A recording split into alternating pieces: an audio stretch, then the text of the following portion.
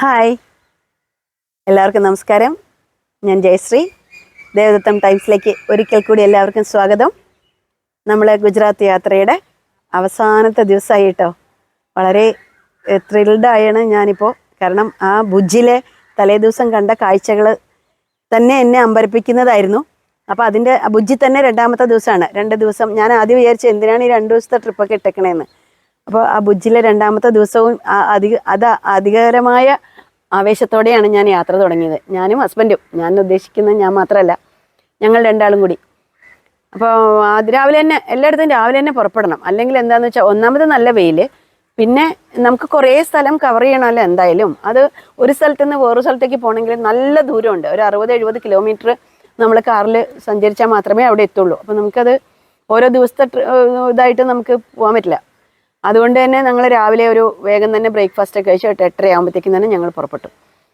ആദ്യം പോയത് വിജയ് വിലാസ് പാലസ്. അതായത് ഒരു പഴയതെന്ന് പറയാൻ പറ്റില്ല, 1920കളിലൊക്കെ ഉണ്ടാക്കിയ ഒരു പാലസാണ്.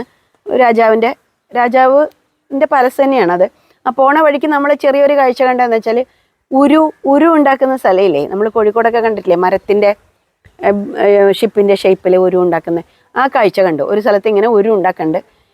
പഴയ ഉരുവിൻ്റെ അവശിഷ്ടങ്ങളും ഉണ്ട്. അതേ ആ മോഡൽ ഇങ്ങനെ ഉണ്ടാക്കി വെച്ചിട്ടുണ്ട്, ഇപ്പോഴും ഉണ്ടാക്കുന്നുണ്ട് എന്നവർ പറഞ്ഞു. അതൊരു ഡ്രൈ പ്ലേസ് ആണ് ആ ഉരു ഉണ്ടാക്കുന്ന സ്ഥലം. അവിടെ കുറേ അങ്ങനത്തെ ആൾക്കാരാണ് താമസിക്കുന്നത്. അവിടെ കൂടിയാണ് നമ്മൾ ഈ വിജയ് വിലാസ് പാലസിലേക്ക് പോകുന്നത്. അവിടെ ചെന്നപ്പോൾ ആ പാലസ് ഒഴിച്ചു കഴിഞ്ഞാൽ ബാക്കിയുള്ള ഒരു വനത്തിൻ്റെ പ്രതീതിയാണ് കേട്ടോ. നേരത്തെ കണ്ട ഗീർ വനങ്ങളുടെ പോലെ തന്നെ കുറച്ചും കൂടി പച്ചപ്പുണ്ട്, ഉണക്കയല്ല, പച്ചപ്പുള്ള ധാരാളം. കുറേ ദൂരം നടന്ന് നോക്കാനൊക്കെ ഉണ്ട്. പക്ഷെ ഞങ്ങൾ അത്രയൊന്നും നടന്നു പോയില്ല, ഒരേ കാഴ്ചകളല്ലേ കാണുന്നത്. അപ്പോൾ ഈ പാലസ് വേഗം കയറി കണ്ടു, കുറേ ഫോട്ടോസൊക്കെ എടുത്തു. ആ പാലസ് നമ്മൾ സാധാരണ ഒരു പാലസ് സങ്കല്പിക്കുന്ന അതേ രീതിക്ക് തന്നെയുള്ള, പ്രത്യേകിച്ചൊന്നും പറയാനൊന്നുമില്ല. അതൊരു നല്ലതായിട്ട് മെയിൻറ്റെയിൻ ചെയ്തിട്ടുണ്ട്. അതേപോലെ തന്നെ അവിടെ പാലസിൽ നിന്ന് തിരിച്ച് വന്നത് ഞങ്ങൾ മാണ്ഡവി ബീച്ചിലേക്കാണ്. അതിൻ്റെ അടുത്ത് തന്നെയാണ് കേട്ടോ. കുറച്ച് ഒരു 2-3 കിലോമീറ്ററേ ഉള്ളൂ. നല്ല ഉച്ചയായി കേട്ടോ, ഒരു 12-12:30 ബീച്ചിൽ പോകാമെന്ന് പറഞ്ഞാൽ കുറച്ച് കടുപ്പാണ്. എന്നാലും നല്ല പ്രസിദ്ധമായൊരു ബീച്ചാണല്ലോ അത്. അവിടെ ചെല്ലുമ്പോഴത്തേക്കും ഞങ്ങൾ നല്ല വൃത്തിയുള്ള നല്ല രസകരമായൊരു അനുഭവമായിരുന്നു. അത് നല്ല ബീച്ച്. അവിടെ പൊതുവെ എന്താണെന്നറിയില്ല, നമ്മൾ പോകുന്ന സ്ഥലത്തൊന്നും തിരമാലകൾ കാണാറില്ല. ഇതൊക്കെ അറബിക്കടലിൻ്റെ ഭാഗമാണെന്ന് പറയുന്ന പല സ്ഥലങ്ങളും നമ്മൾ തിരമാലകൾ കണ്ടിട്ടില്ല. അത് ചിലപ്പോൾ ഇങ്ങനെ ആ ഗുജറാത്തിൻ്റെ ഭൂപ്രകൃതി അനുസരിച്ചിട്ട് കിടക്കുന്നതുകൊണ്ടായിരിക്കാം. ഉള്ളിലേക്കാണല്ലോ അത് വരുന്നത്, വെള്ളം, അതുകൊണ്ടായിരിക്കാമെന്ന് എനിക്ക് തോന്നുന്നു. പക്ഷെ ബീച്ചിൽ നമ്മളിങ്ങനെ ബീച്ചിലേക്ക് ഇറങ്ങുമ്പോഴല്ല, ആ മാണ്ഡവിയുടെ അവിടെ ഇറങ്ങുമ്പോൾ തുടക്കത്തിൽ തന്നെ നമ്മൾക്ക് വല്ലാത്തൊരു ചൂട് അനുഭവപ്പെട്ടു. എൻ്റെ ഹസ്ബൻഡ് സുനിൽ ചോദിച്ചു, ഇവിടെ എന്തെങ്കിലും ഇത്ര ചൂട്, മണ്ണിൽ നിന്ന് ഇങ്ങനെ ഇത്ര ചൂട് വരില്ലല്ലോ, സാധാരണ ഒരു പ്രകൃതിയുടെ ചൂടല്ലാത്ത തീ കത്തുന്നൊരു ചൂട്. അപ്പോൾ നോക്കുമ്പോൾ എന്താ വെച്ചാൽ അവിടെ ഞങ്ങളുടെ കൺവെട്ടത്ത് തന്നെ ഒരു 6-7 ഇങ്ങനെ എന്താ പറയണത്, തീക്കുണ്ടങ്ങൾ കാണാം. 6-7-8 തീക്കുണ്ടങ്ങൾ കണ്ടു. അപ്പോൾ ഒരാളോട് ചോദിച്ചപ്പോഴാണ് പറഞ്ഞത് അത് മൃതദേഹത്തിനെ സംസ്കരിക്കുന്നതാണെന്ന്. കുറച്ച് ദൂരെയാണ്, തീരത്ത് തൊട്ടല്ല, കാരണം വെള്ളം കയറാത്ത ഒരു അവസ്ഥ. പക്ഷേ നമ്മൾ അതിൽ കൂടി തന്നെ വേണം ഇറങ്ങാൻ. അതിന് ഓപ്പൺ സ്പേസ് ആയതുകൊണ്ടായിരിക്കാം. വേറെ അതിനകത്ത് മണമൊന്നും നമ്മൾ അത്ര ബാധിച്ചില്ല. സാധാരണ നമ്മൾ അടുത്തിങ്ങനെ ശരീരം കത്തുമ്പോൾ നമുക്ക് മണം അനുഭവപ്പെടുമല്ലോ. അതൊന്നും നമുക്ക് ഓപ്പൺ സ്പേസ് ആയതുകൊണ്ട് കണ്ടിട്ടില്ല. അവിടെ തന്നെയാണ് അവിടുത്തെ കുടുംബാംഗങ്ങൾ അവിടെ ആ വെള്ളത്തിൽ പോയി മുങ്ങിയിട്ട് തിരിച്ചു വന്ന് ബാക്കി കർമ്മങ്ങളൊക്കെ ചെയ്യുന്നത് അവിടെ തന്നെയാണ്. അത് ഒരു പൂജാരി ഉണ്ടാവും, 1-2 പൂജാരികളുണ്ട്, കുറേ കുടുംബാംഗങ്ങളും കൂടി നിൽക്കുന്നുണ്ട്. അത് നമുക്കൊരു അത്ഭുതകരമായ കാഴ്ച. കാരണം ആ തൊട്ടപ്പുറത്ത് എല്ലാവരും എൻജോയ് ചെയ്യാണ്, ഉത്സാഹത്തോടെ കുറേ നല്ല തിരക്കിൽ എൻജോയ് ചെയ്യുന്നു. ഇപ്പുറത്ത് അതിൻ്റെ ഓപ്പോസിറ്റായിട്ടുള്ള ഒരു കാര്യം ഇപ്പുറത്ത് നടക്കുന്നു എന്നുള്ള ഒരു രസകരമായൊരു കോൺട്രഡിക്ഷൻ എന്ന് വേണമെങ്കിൽ പറയാം. അങ്ങനെ നമുക്ക് തോന്നും. അവിടെ കുറേ ആക്ടിവിറ്റീസ് ഉണ്ട്. പാരാഗ്ലൈഡിങ് ഉണ്ട്, ബോട്ടിൽ കുറേ ദൂരം, ചെറിയ ബോട്ടുകളുണ്ട്, ആ ബോട്ടിൽ കുറേ ദൂരം പോവാം, സ്പീഡ് ബോട്ട്. പിന്നെ വേറെ ഒരു റൗണ്ടിലുള്ള ഒരു സാധനത്തിൽ കയറിയിട്ട് അതിലും കുറേ ദൂരം അവർ കൊണ്ടുപോകും. സ്കൂട്ടർ, നേരത്തെ പറഞ്ഞ സ്കൂട്ടർ ഇവിടെയും ഉണ്ട്, അതിലും പോവാം. ഒട്ടകമുണ്ട്. അങ്ങനെ കുറേ ആക്ടിവിറ്റീസ് ഉണ്ട്. പക്ഷേ എനിക്ക് ഇഷ്ടപ്പെട്ടത് വെച്ചാൽ ചൂടൊന്നും ഫീൽ ചെയ്യില്ല കേട്ടോ. അതിനകത്തൊക്കെ ഇറങ്ങി നല്ല കാറ്റാണ്. ആ സമയത്ത് അവിടെ നിൽക്കുമ്പോൾ അത്ര ചൂടുണ്ട്. 12:30-ക്കാണ്, 1 മണിക്കാണ് നിൽക്കണേന്നൊന്നും തോന്നില്ല. അതിനകത്ത് നമുക്ക് ഇറങ്ങിക്കഴിഞ്ഞാൽ ഞാൻ നേരത്തെ പറഞ്ഞില്ല, തിരമാലകൾ ഇല്ലയെന്ന് മാത്രമല്ല നല്ല ക്ലിയർ വാട്ടറാണ്. അപ്പോൾ കുറേ ദൂരം നമുക്ക് ധൈര്യമായിട്ട് ഇറങ്ങിപ്പോകാം. വൈകുന്നേരമൊക്കെ ആണെങ്കിൽ നന്നായിട്ട് എൻജോയ് ചെയ്യാം. അവിടെ കടലിൽ ഇറങ്ങാം, കുളിക്കാം. അങ്ങനെ നല്ല ബീച്ചാണ്, നല്ല വാട്ടർ സ്പോർട്സ് ഇഷ്ടംപോലെ ആക്ടിവിറ്റീസ് ഉള്ള സ്ഥലവുമാണ്. അപ്പോൾ അത് നല്ലൊരു അനുഭവമായിരുന്നു. അവിടെ നിന്ന് നമ്മൾ തിരിച്ച് പോയി. അപ്പോൾ നമ്മൾ ഉച്ചയ്ക്ക് ഭക്ഷണം കഴിച്ചിട്ടില്ല. ഭക്ഷണം കിട്ടുന്ന സ്ഥലവും നമ്മളതിങ്ങനെ കണ്ടതുമില്ല. അപ്പോഴാണ് ആ വിജയവിലാസ് പാലസിൽ നിന്ന് ഒരു ഫാമിലിയൊക്കെ ഉണ്ടപ്പോൾ അവർ പറഞ്ഞു, ഈ പോണ വഴിക്ക് തിരിച്ചു പോണ വഴിക്ക് ഒരു ജെയിൻ ടെമ്പിൾ ഉണ്ട്, അവിടെ ഉച്ചയ്ക്ക് പ്രസാദം ഊട്ടുണ്ട് എന്ന് പറഞ്ഞു. എന്നാന്ന് ജെയിൻ ഫുഡ് കഴിക്കാമെന്ന് വിചാരിച്ച് ആ ഒരു സന്തോഷത്തിൽ നമ്മൾക്ക് ജെയിൻ ഫുഡ് കഴിക്കാന്ന് പറഞ്ഞാൽ നമ്മൾക്കൊരു സന്തോഷമാണല്ലോ, അതിനൊരു അവസരം കിട്ടുകയല്ലേ. ഞങ്ങൾ വേഗം നമ്മൾ ഡ്രൈവറോട് പറഞ്ഞിട്ട് അപ്പോൾ ഡ്രൈവർ ജെയിൻ ടെമ്പിളിലേക്ക് കൊണ്ടുപോയി. അമ്പലത്തിൽ തൊഴുന്നതിന് മുമ്പ് തന്നെ ഞങ്ങൾ പ്രസാദ ഊട്ടിന് പോയി, കാരണം അത് ചിലപ്പോൾ അടച്ചു പോകുമെന്ന് പറഞ്ഞു. ഞങ്ങൾ ചെല്ലുമ്പോൾ കറക്റ്റ് ഇങ്ങനെ അത്താഴ ഭക്ഷണിക്കാരുണ്ടോ എന്ന് ചോദിച്ചിട്ട് വാതിലടയ്ക്കാൻ പോണ പോലെ ആ വാതിൽ ഇങ്ങനെ അടഞ്ഞ് പകുതിയായി. നമ്മുടെ ഓരോ ദിവസത്തെ അന്നവും ഓരോ സ്ഥലത്തായിരിക്കും, അല്ലെങ്കിൽ ഓരോരുത്തരുടെ അടുത്തായിരിക്കും എന്ന് പറയുന്നത് എത്ര അർത്ഥവത്താന്ന് അപ്പം ഞാൻ ആലോചിച്ച് പോയി. അങ്ങനെ അപ്പം തന്നെ സുനിൽ പോയി ചോദിച്ചു, ഞങ്ങൾ 2 പേരുണ്ട്, ഞങ്ങൾക്ക് ഭക്ഷണം തരുമോ എന്ന് ചോദിച്ചു. അപ്പോൾ അവരതെല്ലാം ക്ലോസ് ചെയ്ത് കഴിഞ്ഞു. ഏകദേശം അവിടുത്തെ ജോലിക്കാർ അല്ലെങ്കിൽ അന്തേവാസികൾ മാത്രം ഭക്ഷണം കഴിക്കാൻ, അതിനുള്ളിലാണ് ഭക്ഷണം കഴിക്കണേ. പറഞ്ഞു, 2 പേരാണോ? ശരി, എന്നാൽ വന്നോളൂ. ഞങ്ങൾ പറഞ്ഞു, ഞങ്ങളിങ്ങനെ വേറെ സ്ഥലത്തു നിന്നാണ് വരണത് എന്ന് പറഞ്ഞു. അപ്പം ഞങ്ങൾ അവിടെ പോയി, അവിടെ ഇരുന്ന് ഞങ്ങൾക്ക് വേഗം ഭക്ഷണം തന്നു. അവർ ഭക്ഷണത്തിന് ചെറിയൊരു എമൗണ്ട് നമ്മൾ കൊടുക്കണം കേട്ടോ, അത്ര വലിയ ചാർജൊന്നുമില്ല. അപ്പോൾ ആ ഭക്ഷണം നല്ല സ്വാദിഷ്ടമായ ഭക്ഷണം കേട്ടോ. പപ്പടമുണ്ട്, നല്ല സ്വീറ്റ് യെല്ലോ ക്രീം കളറിലുള്ള അത് 2 തരത്തിലുണ്ട്. പിന്നെ വേറെ സ്വീറ്റ് ഉണ്ട്. നല്ല ചോറ്, നല്ല കൂട്ടാൻ, കറികൾ എല്ലാം നല്ല രസകരമായിട്ട്. വിശപ്പും നമ്മുടെ രുചിക്കൊരു ആധാരമാണല്ലോ, അതും ഒരു കാര്യമാണ്. എന്തായാലും നല്ലതായിരുന്നു, നല്ല ഭക്ഷണം. അവർ പക്ഷേ വേഗം കഴിക്കാൻ പറഞ്ഞു, കാരണം അവരൊക്കെ ഇതെല്ലാം കഴിഞ്ഞിട്ട് ക്ലോസ് ചെയ്ത് പാത്രങ്ങളൊക്കെ കഴുകി വയ്ക്കണം. അവിടെ അന്തേവാസികൾ മാത്രമായി കഴിക്കലേ. അത് കഴിഞ്ഞിട്ട് നമുക്ക് അതിൻ്റെ കഴിച്ചു കഴിഞ്ഞ് ഡൈനിങ് ടേബിളിൽ നിന്ന് പുറത്തേക്ക് വരുമ്പോൾ അവിടെ ഞാൻ നേരത്തെ പറഞ്ഞില്ലേ സംഭാരം, അവർ വേറെ എന്തോ എന്താണ് അതിന് പറയുന്നൊരു വേർഡുണ്ട്, അത് ഞാൻ മറന്നുപോയി. അവിടെ ഞാനത് പിന്നെ നന്നായിട്ട് പറഞ്ഞുകൊണ്ടിരുന്നതാ.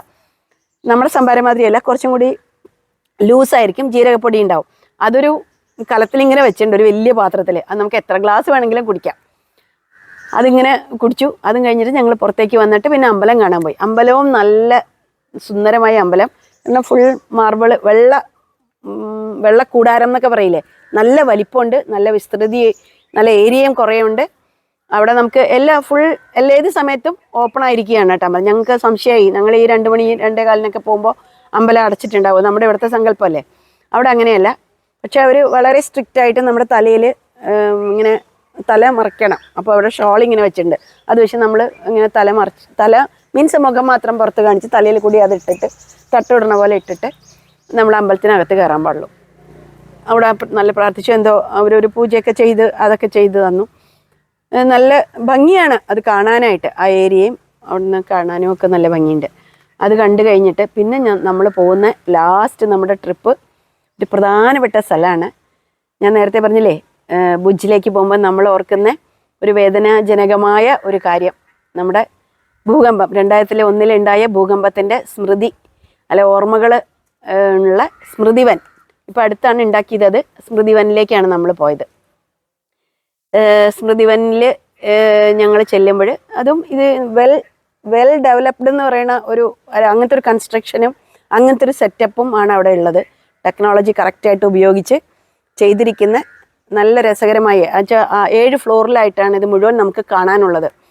ഭൂകമ്പം ഉണ്ടാകുന്നതിന് മുമ്പുള്ള സ്ഥലം, ഭൂകമ്പം ഉള്ളപ്പോൾ ഉള്ളൊരു സ്ഥലം, പിന്നെ ഭൂകമ്പം എങ്ങനെ ഉണ്ടാവുന്നു, അതിന് ഭൂകമ്പത്തിന് ശേഷം ഉണ്ടായൊരവസ്ഥ, അത് കഴിഞ്ഞ് എങ്ങനെയാണ് അവരതിൽ നിന്ന് കുറച്ചായിട്ട് എങ്ങനെ അതിനെ തിരിച്ച് അതേ പഴയ അവസ്ഥയിൽ എത്തിക്കാനായിട്ട് അവരെന്തൊക്കെ ശ്രമിച്ചു, എങ്ങനെയൊക്കെ ശ്രമിക്കാം എന്ന്. പിന്നെ ഭൂകമ്പം വരുന്നതിന് മുമ്പ് ലക്ഷണങ്ങളുണ്ടായിരുന്നു. ഇതിനുശേഷം ഇനി എന്തൊക്കെ പ്ലാൻ ചെയ്യുന്നുണ്ട്, ആ പ്ലാൻ ചെയ്യുന്ന എല്ലാ കാര്യങ്ങളും അവിടെ കറക്റ്റായിട്ട് സെറ്റ് ചെയ്ത് വെച്ചിട്ടുണ്ട്, നമുക്കത് മനസ്സിലാവും. അങ്ങനെ പിന്നെ അത് ഓരോ ഫ്ലോറിലും നമ്മളിങ്ങനെ കയറുമ്പോൾ നമുക്കതിനകത്തൊരു ഫിലിം ഉണ്ടാവും. ആ ഫിലിം ഇങ്ങനെ ഫിലിമിൽ കൂടി തന്നെ നമുക്കെല്ലാം അനുഭവപ്പെടും.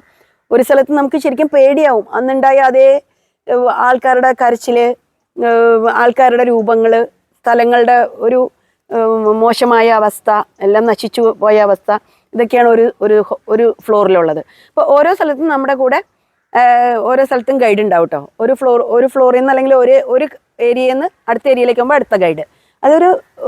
ഒരു ഗ്യാങ് ആയിട്ടാണ് പോകുക. ഒരു ഗൈഡിന് ഒരു 10-20 ആളോ 25 ആളുണ്ടാവും നമ്മൾ കേൾക്കാനുള്ള. അത് രസമാണ്. അങ്ങനെ പോയിട്ട് അവസാനത്തെ ഫ്ലോറിലെത്തുമ്പോൾ, അതായത് ഏഴാമത്തെ ഫ്ലോറാണെന്നാണ് എൻ്റെ ഒരു ഓർമ്മ. 7ാമത്തെ ഫ്ലോറിലെത്തുമ്പോൾ നമുക്ക് ഒരു ഭൂകമ്പത്തിൻ്റെ ഫീൽ ഉണ്ടാക്കുന്ന ഒരു സംഭവം ഉണ്ട് അവിടെ. ഒരു 3D എഫക്റ്റിൽ നമുക്ക് ഇങ്ങനെ കുറച്ച് ഇങ്ങനെ സ്റ്റാൻഡ് പോലത്തെ ഒരു സാധനത്തിൽ പിടിച്ച് നിൽക്കണം. അവിടുന്ന് നമ്മളൊരു ഭൂകമ്പം ഉണ്ടാവുന്ന ലക്ഷണങ്ങൾ, ഭൂകമ്പം തുടങ്ങി. അപ്പം നമ്മുടെ മേലേക്കൊക്കെ തീ വരണ മാതിരിയും കല്ലുകളൊക്കെ മുകളിൽ നിന്ന് ബിൽഡിങ്ങൊക്കെ ഇടിഞ്ഞ് നമ്മുടെ മേലേക്ക് വരുന്ന മാതിരിയൊക്കെ നമുക്ക് ഫീൽ ആവും. നമുക്ക് പേടിയാവും കേട്ടോ കുറച്ച്. അതിങ്ങനെ മുറുക്ക പിടിക്കണം. നല്ല ഷെയ്ക്കിംഗ് ആണത് ആ സംഭവം. അങ്ങനെ നമ്മൾ ആ ഒരു ഫീലും അതിനുള്ളിൽ നിന്ന് ഉണ്ടാക്കി തിരിച്ചു വന്നിട്ട് അപ്പോഴത്തേക്ക് ഏകദേശം ഒരു 6 മണിയൊക്കെ ആയി. താഴത്ത് വന്ന് ഒരു ചെറിയ ചായ കുടിച്ചു വീണ്ടും ഞങ്ങൾ യാത്ര തിരിച്ച് റൂമിലെത്തി. എന്തായാലും ആ ഗുജറാത്തിലെ യാത്രയുടെ ഒരു 10 ദിവസം അങ്ങനെ അവിടെ അവസാനിച്ചു. നല്ല എന്താ പറയണേ, നമുക്ക് ഈ ഒരു യാത്രാനുഭവങ്ങൾ ഞങ്ങൾ രണ്ടാളും വളരെ ഇഷ്ടപ്പെടുന്നില്ല. ഞങ്ങളുടെ ഫുൾ ഫാമിലിയും വളരെ ഇഷ്ടപ്പെടുന്ന ആൾക്കാരാണ്. ആ ഒരു 10 ദിവസത്തെ ഗുജറാത്ത് യാത്ര വളരെ പ്ലാൻ ചെയ്ത് തന്നത് സത്യം പറഞ്ഞാൽ എൻ്റെ മോനാണ് ഗൗതമും എൻ്റെ മോള് ഗൗരി, മോൻ്റെ വൈഫ് ആരതി. ഒരു 3 ആളും കൂടിയാണ് ഗൗതമിൻ്റെ നേതൃത്വത്തിൽ ഇത് 10 ദിവസത്തെ പ്ലാനിങ്. അവരും കൂടി സാധാരണ എല്ലാ യാത്രയിലും ഉണ്ടാവും. ഇപ്പോൾ മോൻ്റെ വൈഫ് ക്യാരിങ് ആയതുകൊണ്ട് അവൾക്ക് വരാൻ പറ്റാത്തൊരവസ്ഥയായതുകൊണ്ടാണ്. മോള് ഗൗരി NID-യിലാണ് പഠിക്കുന്നത്. അതുകൊണ്ടാണ് അവളുടെ കോഴ്സ് കഴിയാൻ പോവാണ്. സ്ട്രാറ്റജിക് ഡിസൈൻ മാനേജ്മെൻറ്റ് പഠിക്കുകയാണ്. അപ്പോൾ തീരാൻ പോകുന്നതിന് മുമ്പ് ഞങ്ങൾ ഏതായാലും ഒരാൾ അവിടെ ഉള്ളപ്പോഴാണല്ലോ നമുക്ക് ഇത്രയും സൗകര്യമായിട്ട് പോകാൻ പറ്റുന്നത്. മോള് 2 ദിവസമേ ഞങ്ങളുടെ കൂടെ ഉണ്ടായിരുന്നുള്ളൂ. പിന്നെ ഞങ്ങൾ രണ്ടാളും, ഞാനും സുനിലും മാത്രമായിരുന്നു യാത്ര. പക്ഷേ മോൻ വളരെ നല്ലതായിട്ട് അത് പ്ലാൻ ചെയ്ത് തന്നു. ഞങ്ങൾക്ക് യാതൊരു ബുദ്ധിമുട്ടും ഉണ്ടായിട്ടില്ല. കാരണം ഞങ്ങൾ ഈ ഗവൺമെൻറ്റിൻ്റെ റോഡ് ട്രാൻസ്പോർട്ടിങ് സിസ്റ്റം ഉപയോഗിക്കുന്നിട്ട് പോലും നമുക്ക് ആദ്യം കുറച്ച് പേടിയുണ്ടായിരുന്നു ഈ ബോർഡിൻ്റെ കാര്യം. നമ്മളെങ്ങാനും തെറ്റിയിട്ട് വേറെ ബസ്സിൽ കയറിപ്പോകുമെന്ന്. അങ്ങനെ കുറേ ബസ്സുകളും വാഹനങ്ങളും അവിടെ ഇല്ല. എന്നാൽ പോലും നമുക്കറിയില്ലല്ലോ, ഒരു ഡയറക്ഷനിലേക്ക് പോകുന്നതിന് ഓപ്പോസിറ്റ് ഡയറക്ഷനിലേക്ക് പോയാൽ പണിയായില്ലേ. ഭാഷയും അത്ര ഹിന്ദി കുറേ പേർക്ക് ഹിന്ദി അങ്ങനെ അറിയില്ല, ഗുജറാത്തി മാത്രമേ അറിയുള്ളൂ. അപ്പം അതുകൊണ്ട് അങ്ങനെ എല്ലാ കാര്യവും, വണ്ടി, റൂം, എല്ലാം പോകുന്ന വണ്ടികൾ, ടാക്സികൾ അറേഞ്ച് ചെയ്യുന്നത്, ഭക്ഷണത്തിൻ്റെ കാര്യങ്ങൾ, എല്ലാ കാര്യവും മോൻ നല്ല അസലായിട്ട് പ്ലാൻ ചെയ്ത് ഈ 10 ദിവസത്തെ ട്രിപ്പ് അച്ഛനും അമ്മയും പോകാൻ വേണ്ടി ചെയ്തു തന്നു എന്നുള്ളത്, അങ്ങനത്തെ കുട്ടികൾ നമുക്ക് ഉണ്ടായി എന്നുള്ളതും നമ്മുടെ ഒരു അനുഗ്രഹം തന്നെയാണ്. ഇങ്ങനെ പോവാൻ നമുക്കൊരു ഭാഗ്യം കിട്ടിയതും നമ്മുടെ അനുഗ്രഹം തന്നെയാണ്. കാരണം അതിന് പ്രകൃതിയോടും ഈശ്വരനോടും ഞാൻ നന്ദി പറയുന്നു. ഇനിയും അടുത്ത യാത്ര വേഗം തന്നെ തുടങ്ങാമെന്ന് ആശിക്കുന്നു.